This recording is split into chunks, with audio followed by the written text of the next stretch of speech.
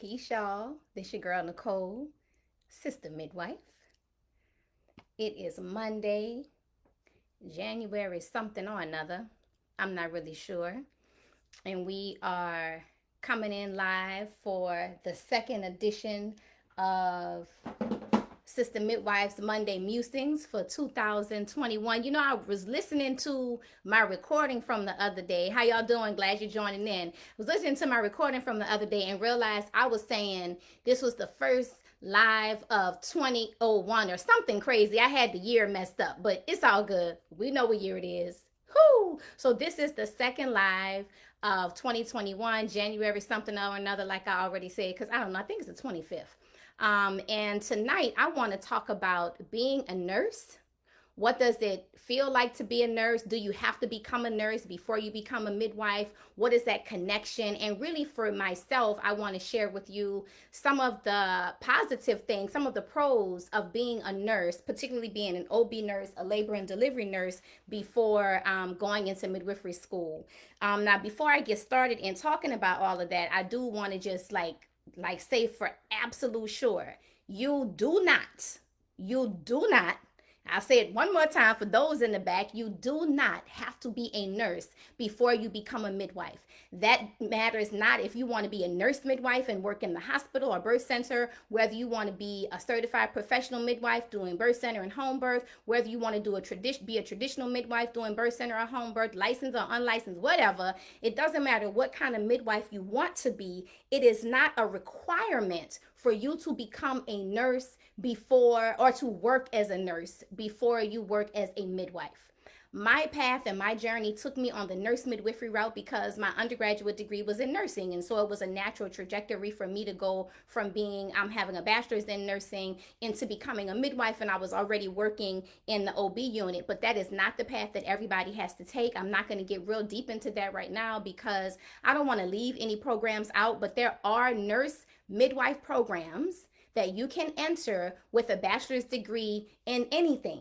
So if you're not a nurse and you don't want to go to nursing school and you don't want to practice as a nurse, but you do want to become a nurse midwife and you do want to work in the hospital with moms, then you can become a nurse midwife without first having worked as a nurse. And I think that that's important information to have. Everybody doesn't realize that. And then there's also the home birth route, which is alive for another day. So what I want to talk to you about, why would you become a nurse and what are some of the benefits to working as a nurse before you become a nurse midwife? And quite honestly, for me, it was the learning curve and the skill set, right? So once you're working as an OB nurse, then there are a lot of things that you learn in midwifery school, in nurse midwifery school, that you already know. So you don't have to learn those things. You already know how to start IVs. You already know how to look at labs. You already know how to draw blood, how to do cervical checks, how to read a fetal monitor strip.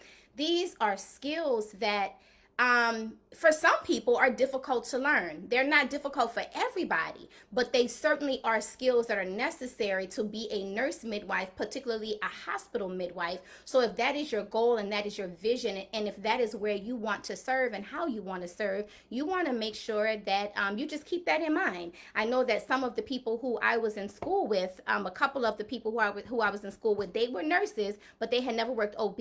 They had worked like newborn nursery was the minimum requirement that you had to have at the time when I went to midwifery school. It's like I'm saying, it's not the same anymore. But when I went to midwifery school, in the program where I went, it was required that you had worked as a nurse in some part of the maternal child health arena, and all of us had been labor and delivery nurses except this one nurse, and she had the most difficult time catching on to stuff, understanding concepts, really just catching up with the core curriculum, the basic stuff, because it was all new to her, plus grad school, and grad school is just a lot, so that's just something to think about. So I know another thing is like the hospital politics. There's hospital games that you learn how to play when you're working as a nurse in the hospital. You know how the hierarchy runs, you know how to go around things, you know how to use the computer systems, like there's just all sorts of politicking, from pharmacy to housekeeping to dietary to to laboratory. It's all kind of politicking. And when you've worked as a nurse in the hospital, you automatically know how to navigate those things. And it just makes life easier. For me, I feel like it can make life easier when you've already had that experience. I'll say it again. You do not have to be a nurse to become a nurse midwife. You do not have to work as a nurse to become a nurse midwife. And why am I stopping and pausing and differentiating between the two? Because even if you're not a nurse before you start your nurse midwifery program, when you enter into your graduate school program, they're going to fast track you through nursing. And so you will do all of the work as an undergraduate nursing student, and then you will have to sit for your NCLEX and actually get a nursing license to be able to continue into the nurse midwifery master's program or doctorate program to do your clinicals. Because when you're doing your clinicals as a midwife, a nurse and midwife student, you're actually signing your notes like SNM, student nurse midwife, which means that you have to have a nursing license. So you will become a nurse on paper, but you don't necessarily have to work actively as a nurse. Now, I know that there was an interview that I did with Evidence-Based Birth where I talked about how nursing, particularly labor and delivery nursing, as well as other specialty areas, that there is a lot of racism and discrimination in those areas. And so after that, I had people DMing me and asking me, so it's like, okay, so what do I do? I'm a nurse. I'm trying to get on labor and delivery. I'm trying to get an OB. I'm getting blocked. I can't get a job in these areas. What can I do? So I'm going to give you a few little tips of things, some ideas that I think might help you to get into those units earlier or with fewer politics. So one thing is, try to get into any part of maternal child health, right? So that's postpartum, that's newborn nursery, that's either even GYN, even if there's like the GYN oncology, if there's anything that is related to reproductive health at all, try to get a job there. Sometimes those other jobs, particularly the ones that border more side on med surg, you'll be able to get into those doors easier. Once you get into the door, then you have your way to begin talking to managers, putting your ear to the wall, listening, seeing what's going on at that different hospital. Try to go to the hospital where they take Medicaid, the public hospital. They are more likely to hire a new graduate. They're more likely to hire somebody without as much experience in labor and delivery. In the more private hospitals, it's just a thing. They're not trying to hire you. Like, I'm sorry.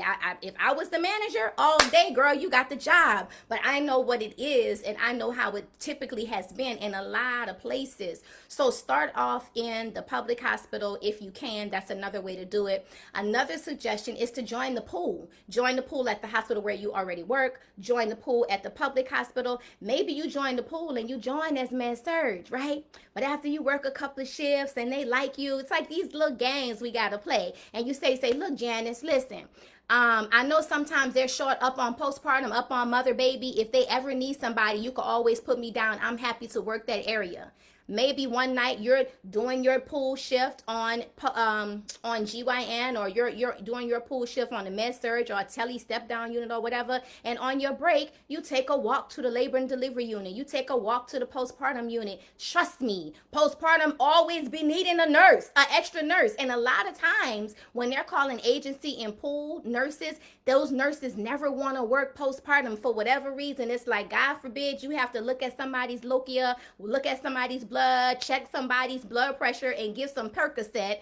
It's like really one of the easiest nursing jobs that can be, but people are afraid of a woman who just had a baby. So the reality is, go make some friends, go talk to some people. That's another thing. Go work agency. And let them know, hey, if they ever have a hospital that has a need for a contract or a consistent need for somebody to work postpartum, I'm willing to be that person. So these are some little ways that you can increase your chances of moving on over into those units. If you want to just beef up your resume, you can do things like take neonatal resuscitation and get certified in NRP. You can also get certified in electronic fetal monitoring. That is now pretty much a requirement at most labor and delivery units across the country. So let's say you are applying for a labor and delivery job and you already have the certification to be electronic fetal monitor certified. That gives you a check. So they're faster to hire you because I don't have to certify you in this particular skill set. You already have that information. So those are some really important things to think about. Also, I thought it was great to be a nurse first because, quite honestly, I've done way more births as a labor and delivery nurse than I have ever done as a midwife. So you're going to see more births, you're going to see more variety, even if you're working in a high paced setting as a midwife. Okay, so like there are places I have seen them where the midwife is on call, she's at the hospital, she's doing 10 to 15 births a day. Not the kind of job I was ever looking for, but those kind of jobs do exist. But as a labor and delivery nurse, that is what you're going to see, because you're not just seeing the births for this one doctor or this one midwife. You're seeing the births for all of the 4 private practice doctors that are private practices that do births at this facility. So as a labor and delivery nurse, you're not catching babies because like on purpose, right? But sometimes the physician misses the birth. Sometimes the midwife misses the birth. Sometimes that mama comes off the street ready. She got a good doula. She got a bang up doula. By the time she get there, the baby is ready to come and the doctor's stuck in traffic. So there may be a baby or 2 that she'll catch. Things have shifted and changed, so that doesn't happen. I don't think, y'all could correct me, those of y'all who's still on the hospital floor, but this used to happen all the time for us. And quite honestly, I will say again, I caught more babies as a labor and delivery nurse than I ever caught as a midwife, because there was just opportunities, the high volume of the locations where I worked. That's just how it was. There was a lot of babies coming out. The doctors couldn't always make it. So that piece of the learning skill and being a nurse first is very, very valuable. And also, you know what? I like being a nurse. I enjoyed my job. There were certainly pieces of it that I didn't like. But one thing I could tell you, when midwifery failed me, when I was dealing with racism and foolishness inside of the profession of midwifery and I could not get a job, baby, I could always get a labor and delivery nursing job. Never, ever, ever would I starve. Ever, because I can always go back and become another labor and delivery nurse at another hospital across the country. At one point I had licenses in like 5 different states. So once you have that skill set, it's there for you. I remember meeting a woman via Facebook. She had become a nurse midwife. She was not a nurse before becoming a nurse midwife, and midwifery was beating her up. Now, she wasn't even black. She was a white woman, couldn't find a midwife job because sometimes it's hard to find a midwife job. So she's in between jobs, and she calls me up and she's like, hey, I'm trying to do this nursing thing. It's awful. How could you survive? Well, the reason why I could survive in it was because I already knew the game. I knew how to be a labor and delivery nurse. So I knew how to turn off certain things to just, this is a job today, and let me just help this woman. Let me also be the person who can be an advocate in a different kind of way that nobody else is going to be in this time and space, because I am a nurse and I am a midwife. And so I do come to the bedside as a nurse differently from a nurse who doesn't have that experience or understanding. But she couldn't hack it. After like a month, she was like, this is too much. I cannot stand it. Now, mind you, that's how I feel today. But I say to you again, if the shit hits the fan and I ever have to go back into the hospital, you can rest assured I will always have a job. I might not always have a midwife job. Who knows how those things are going to go. But baby, whether I'm working labor and delivery or something else, I'm an RN. I have a license. I can always go back and get a job. So those are some of the benefits, I think. The increase in skills, the increase in seeing just a variety of different things in births, being able to just experience different ways of birthing, because a physician is really, or a midwife is usually just going to have one experience, but you're going to have the experiences in the eyes, the bird's eye view of all of these different providers and how they have given care to different people. So you're going to have all of those different learning things. So I will also share with you a couple of cons, a couple of disadvantages of being a nurse first. One of the things that our professors told us, which it was not an issue for me, and quite honestly, it wasn't an issue for anybody that I personally know, but apparently it's been an issue for people in the past.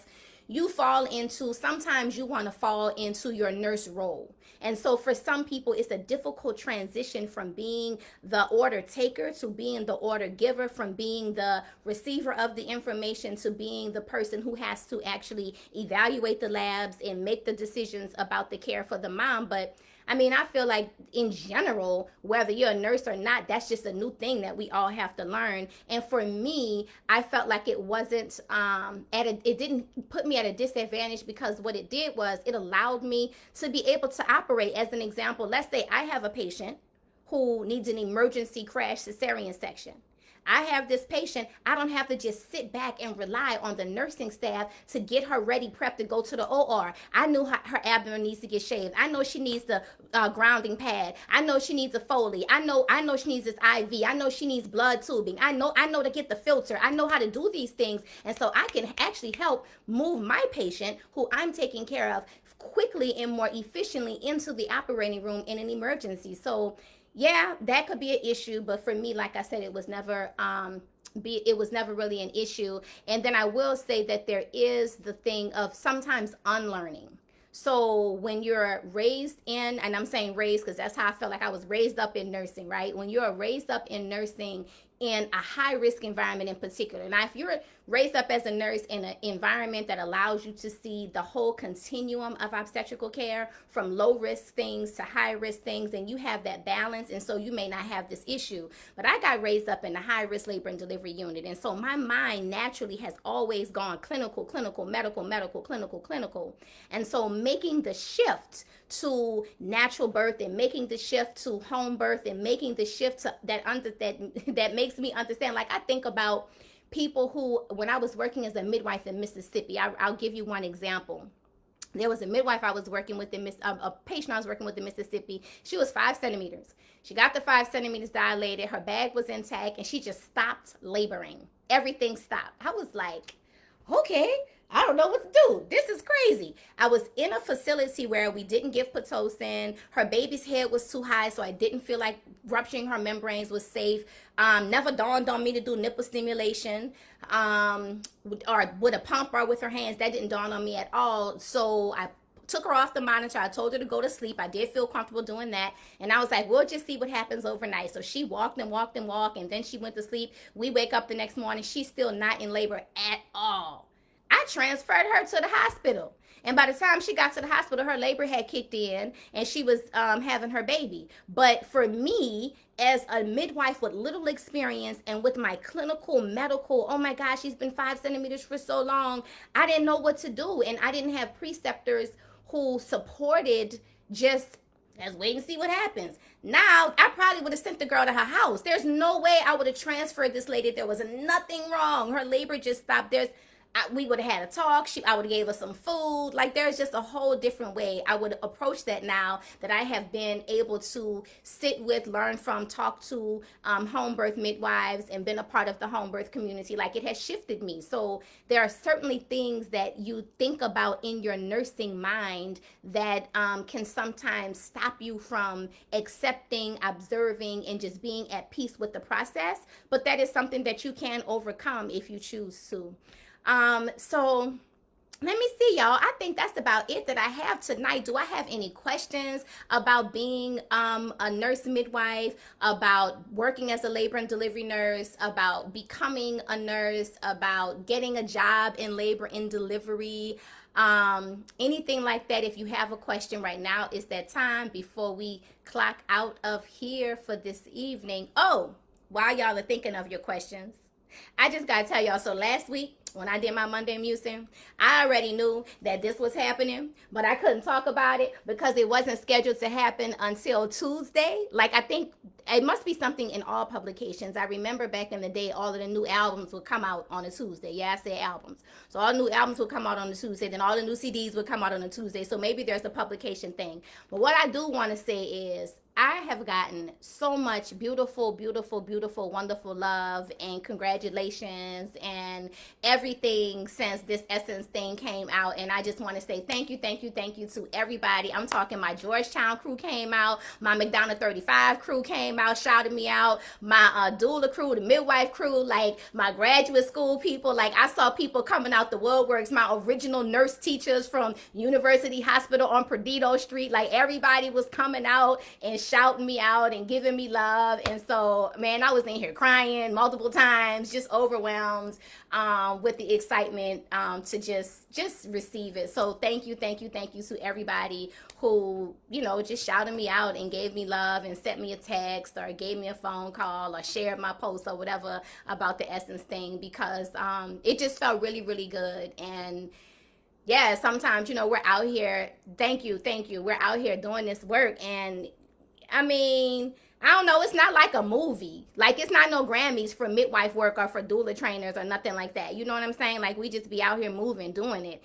And so recently it's been people like hitting me up like, thank you so much. Congratulations. You sparked my interest in midwifery. You helped me go into this on my pathway and all that kind of stuff. So it just feels, it's like a Grammy to me, right? It's like a Grammy. So yeah, so just thank you.